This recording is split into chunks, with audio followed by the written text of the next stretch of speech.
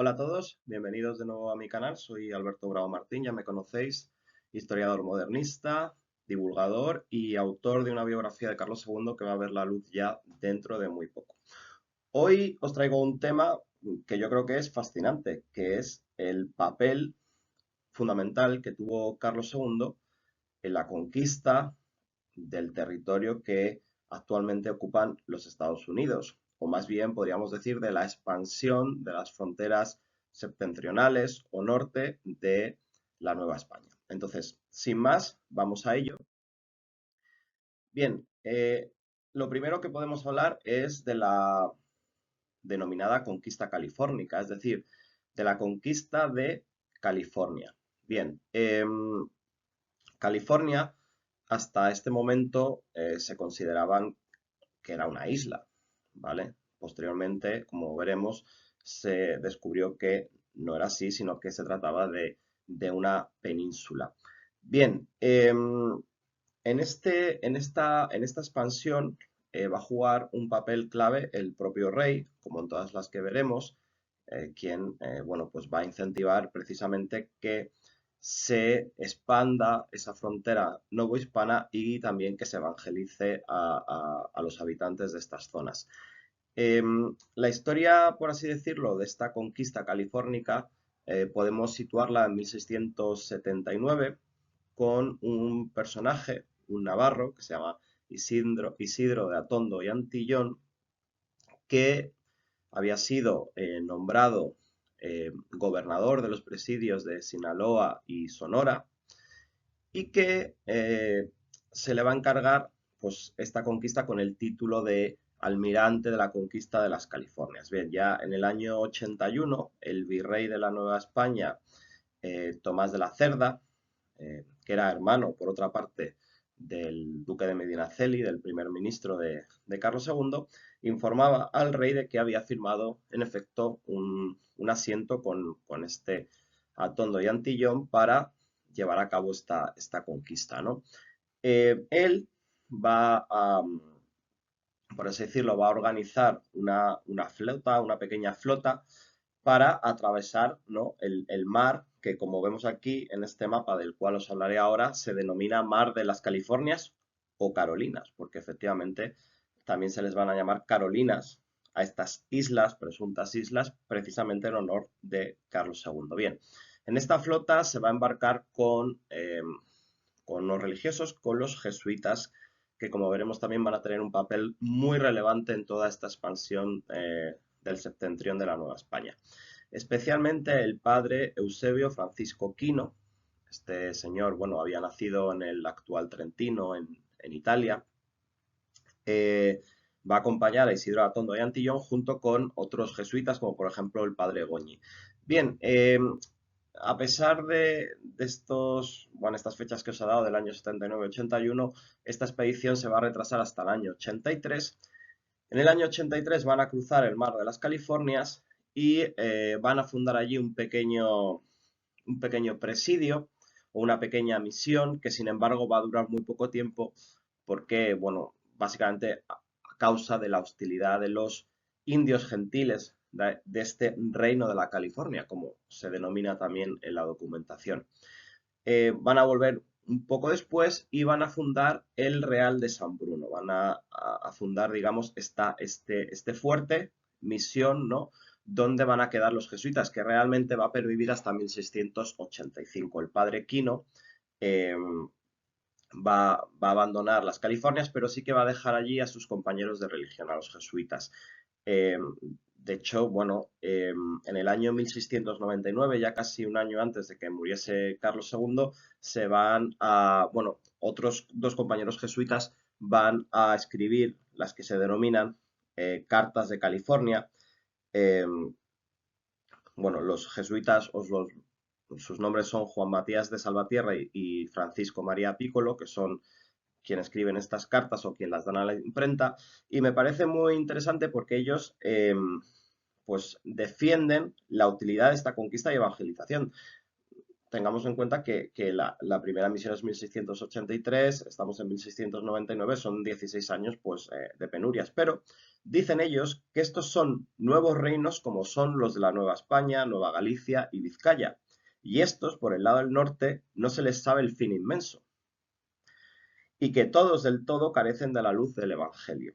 Y toda la esperanza de tantas provincias para el cielo depende de afijarse bien el pie en esta nueva conquista mariana, reduciéndose a la policía y cristiandad como se va haciendo, dicen. Y ya dentro de pocos meses esperamos darán obediencia, se refiere a los indios, a Jesucristo y al Rey nuestro Señor, las gentes de esta costa inmediata. Bien, vemos en efecto cómo, si bien de manera pues dificultosa, se va avanzando en la conquista y evangelización de esta California, que pocos años después el padre Quino va a descubrir que en efecto no era una isla, sino que era una península. Bien, ¿y cómo lo va a descubrir? Bueno, Eusebio Francisco Quino se va a trasladar después de esta aventura californica a lo que es a la denominada Pimería Alta, que podríamos denominar que es la actual zona sur de Arizona. Bien, aquí tenemos una estatua del padre Quino en el Capitolio de Estados Unidos. De hecho, vemos que debajo pone Arizona. Bueno, se le considera el padre, ¿no?, de la fundación de este estado y la relevancia que tiene, ¿no?, en los propios Estados Unidos, que hay una estatua suya en el Capitolio. Bien, Eusebio Francisco Quino, como digo, se traslada a la actual Arizona, bueno, realmente incentivado por una real cédula de Carlos II en 1686 que ordenaba al virrey y a los gobernadores de aquella zona, pues precisamente a expandir esas fronteras y el padre Quino precisamente se va a valer de esta protección regia, ¿no? Va a fundar diversas misiones, ¿no?, que, como decía, van a ser el origen del actual estado de Arizona, que realmente el estado de Arizona como tal no se constituye hasta el siglo XX, creo que en 1910 más o menos, pero sí que va a ser el responsable de fundar esas primeras poblaciones. Y precisamente en ese contacto que él va a seguir manteniendo con sus compañeros de religión en las Californias, a través de indios pues, que ya están cristianizados, él va a descubrir que en efecto eh, California es una península, en una isla. ¿Por qué? Bueno, él mandaba provisiones a sus compañeros a través del mar hasta que uno de los indios le dice, oiga, es que esto es un poco absurdo, estamos gastando dinero cuando se puede bordear y podemos ir por tierra. Y precisamente van a ser estos indios cristianizados quienes van a hacer que el padre Quino tome conciencia de que en efecto ya a finales del reinado de Carlos II y comienzos del reinado de Felipe V, porque su misión se adentra hasta tiempos de Felipe V, se descubra que en efecto se trata de la península de California, ¿no?, cuyo sur está en el actual México y ya es el estado de California al norte en los actuales Estados Unidos. Bien, en estos años también se va a incentivar o se va a comenzar, mejor dicho, la conquista y evangelización del actual territorio de Texas. Bien, todo esto viene provocado por el establecimiento de Fort St. Louis, de un presidio francés por parte del caballero de la Salle, ¿no? Este aventurero francés que había comenzado a adentrarse por el Mississippi y todas estas zonas que actualmente constituyen el estado de Texas.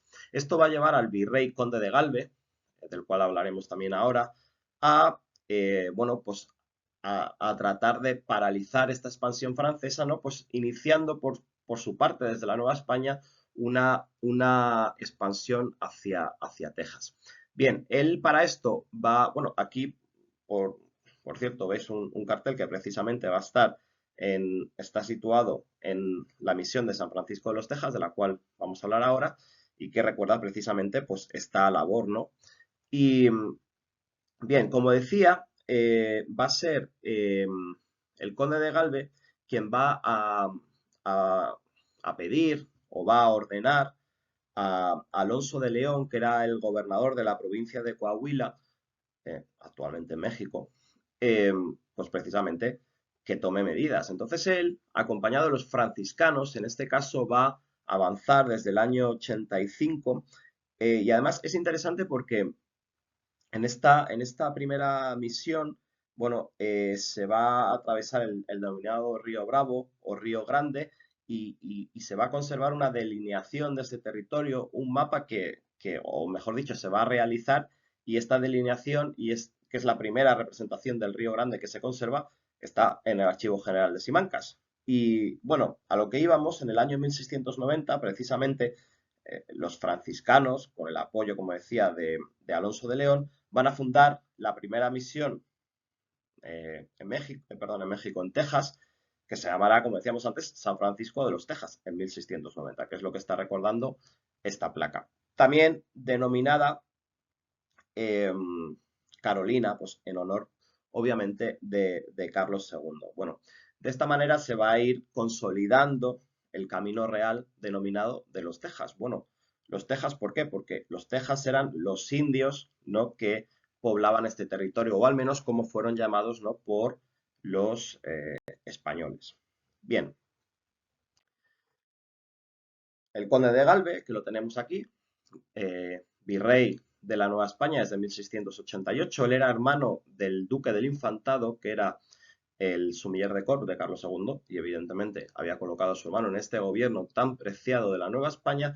Va a tener un gobierno, o va a tener, bueno, como virrey, va a ser especialmente dinámico y va a tener un papel muy relevante eh, no solo en la expansión territorial, sino también pues, en la lucha contra los franceses y piratas que, que invadían, por así decirlo, los mares o pretendían invadir los mares y los dominios del rey católico. Bien, el conde de Galve precisamente va a dar órdenes derivadas a su vez del propio Carlos II, para que se explore lo que denominamos el seno mexicano, ¿no? Ese Golfo de México, ¿no?, que ahora con esta nueva política de Trump se quiere dar a llamar el Golfo de América. Bueno, este debate tan absurdo. Realmente en su época se llamaba el seno mexicano, porque también en algunas ocasiones he leído gente que dice que eso no es, nunca se ha llamado el seno mexicano, se llamaba el Golfo de México. Bueno, se llamaba el seno mexicano y así se hace referencia en casi toda la documentación. Bueno, esta misión se la va a encargar a Carlos de Sigüenza y Góngora, que era un mexicano, un personaje fascinante, que, bueno, es cosmógrafo real, aparte de un literato extraordinario. Muere precisamente en 1700, al igual que el rey. Y Carlos de Sigüenza y Góngora, va a ir acompañando al almirante Andrés de Pez. Este Andrés de Pez, que era vasco, y de hecho él también va a tener un papel relevante en tiempos de Felipe V, lo va a tener en Indias durante estos años. Y ellos van a ir eh, explorando este seno mexicano hasta encontrar un lugar que se considera adecuado para fundar, pues por así decirlo, un puerto donde dar fondo con los barcos y que bueno, que sirva, ¿no?, para controlar la zona. Y va a ser Pensacola, lo que actualmente se conoce como Pensacola, que luego será quemada en el siglo XVIII y refundada, pero la fundación original de Pensacola es de 1693, llamada originalmente Santa María de Galve, en honor del conde de Galve. Eh, bueno, de hecho él va a hablar pues bueno, va a escribir al rey hablando precisamente pues de las bondades de este lugar.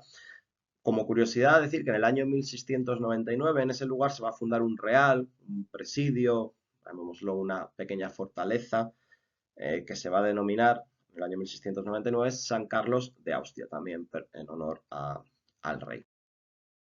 Bien, precisamente en esta labor de exploración del seno mexicano se va a fundar también, o mejor dicho, se va a llevar a cabo también la exploración del actual río Mississippi. Aquí vemos un documento que os he traído, original de Simancas, que es una representación muy detallada precisamente ahí vemos abajo del todo el Golfo de México y el inicio, ¿no?, o lo que es la extensión del río Mississippi, año 1699, es decir, de tiempos de Carlos II.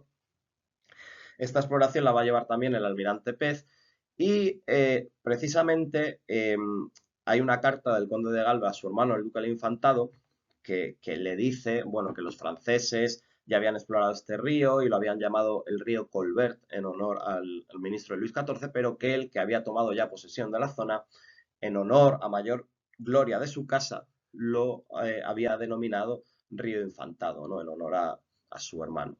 Bueno, ni Colbert ni Infantado ha perdurado, ¿no? Sino que el río, pues actualmente, como todos sabemos, se llama Mississippi, ¿no? Que es un nombre nativo. Bien, pero probablemente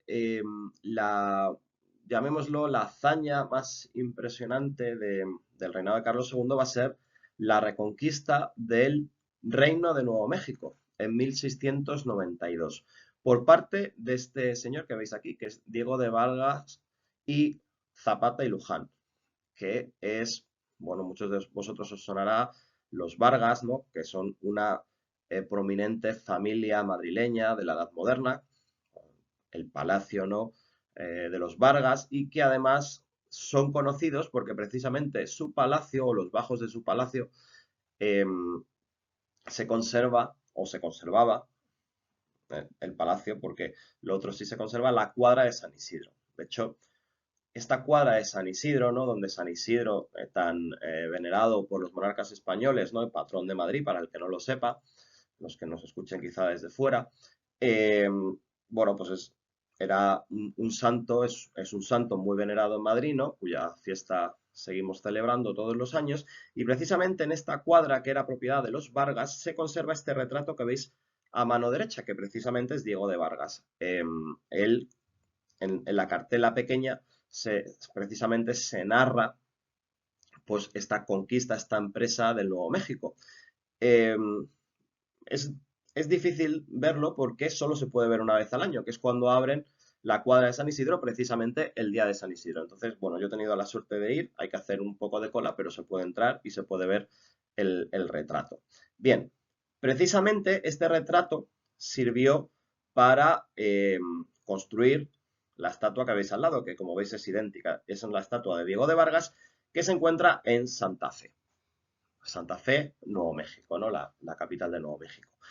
Bien, volviendo al tema, en el año 1680, precisamente en Santa Fe, donde se encontraba el gobernador español, hubo una revuelta de indios pueblo, de la nación, bueno, eran de distintas naciones de indios, denominados de manera general indios pueblo, ¿no? Entonces esto hizo que el gobernador, junto con las autoridades y los misioneros que allí se encontraban de la Orden de San Francisco, tuvieran que huir en ese año 80 hacia el sur, donde se va a fundar una ciudad que a lo mejor a muchos os suena, que es el Paso del Río Grande o el Paso del Río Norte. Bien, en este, el Paso, bien, va a quedar establecido desde entonces, unos kilómetros al sur, la frontera, por así decirlo, de los reinos o de los dominios del rey de España, ¿no? Y donde van a quedar establecidos las autoridades españolas y el propio gobernador. Precisamente a ese gobierno va a llegar en 1692 este Diego de Vargas.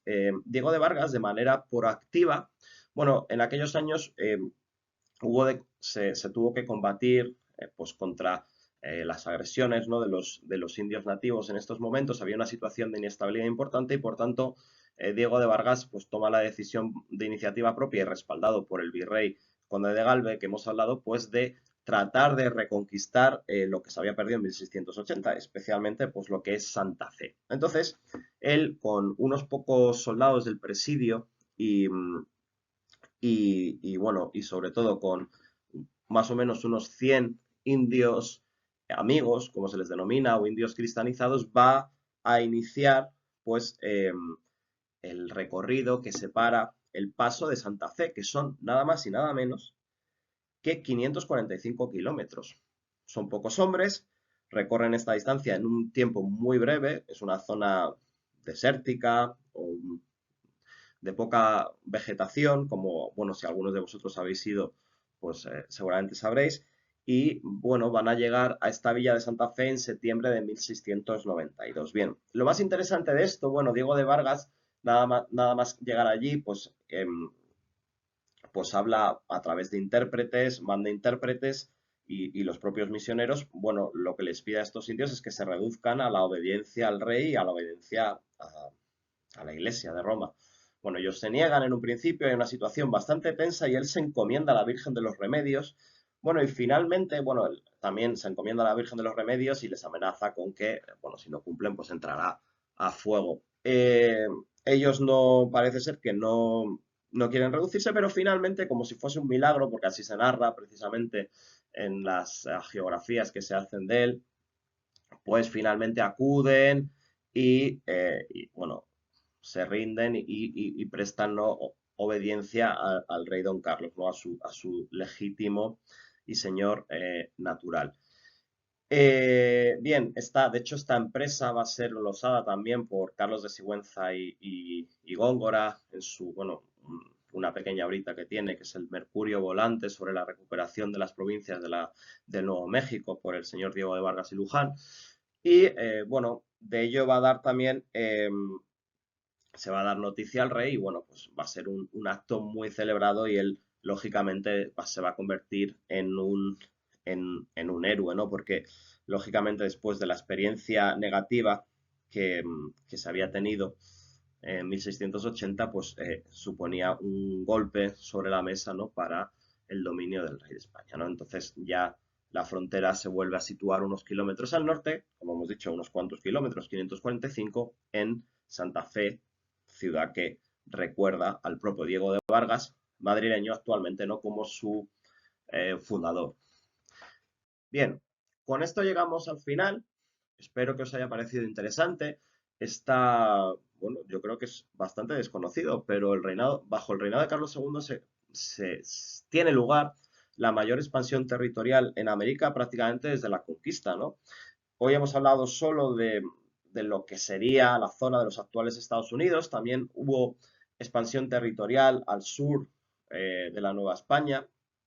Podemos hablar en otra ocasión, porque ahí en la zona del Petén, etcétera, bueno, a pesar de que nos pintan siempre estos mapas que vemos en redes sociales, en internet, ¿no?, llenos de colores, pues el dominio del rey de España no era tan, tan claro como nos muestran estos colores. Y había zonas que seguían, pues, viviendo, valga la redundancia, no debajo del dominio del rey de España. Entonces, California, Texas, Nuevo México, Arizona, la fundación de Pensacola, vemos cuán extraordinario, ¿no?, fue la labor eh, de, de las autoridades reales, del propio rey, porque no olvidemos que todas estas conquistas y estas empresas nacen en primera instancia del propio rey. El propio rey con el objetivo principal de no solo de expandir sus dominios, sino principalmente de expandir la fe católica, ¿no?, que precisamente es aquello que a él más le preocupaba. Entonces, lo dicho, espero que os haya parecido interesante y nos vemos en el próximo vídeo. Hasta luego.